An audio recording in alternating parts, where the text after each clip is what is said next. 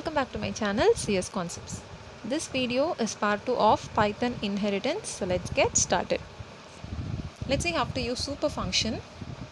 See, Python has a super function that will make the child class inherit all the methods and properties from its parent class. So here student is the child class and person is the parent class. By using this super function, you do not have to use the name of the parent element. It will automatically inherit the methods and properties from its parent. Now let's see how to add property to a child class student.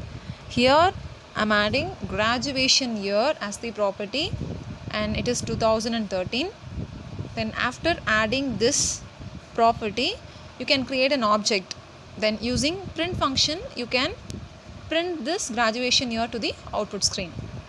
Now look at this example.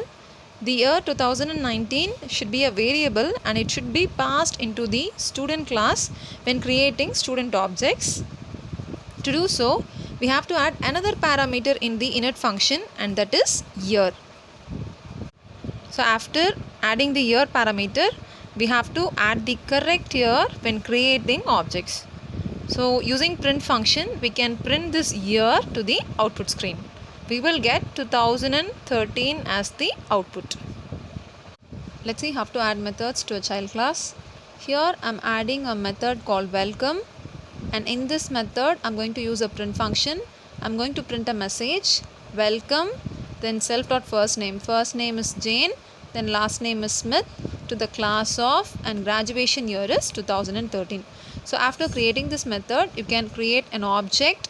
Then using this object, if you call this method, you will get welcome Jane Smith to the class of 2013 to the output screen. So this will be your output. If you add a method in the child class with the same name as a function in the parent class, the inheritance of the parent method will be overridden. So that's all about Python inheritance.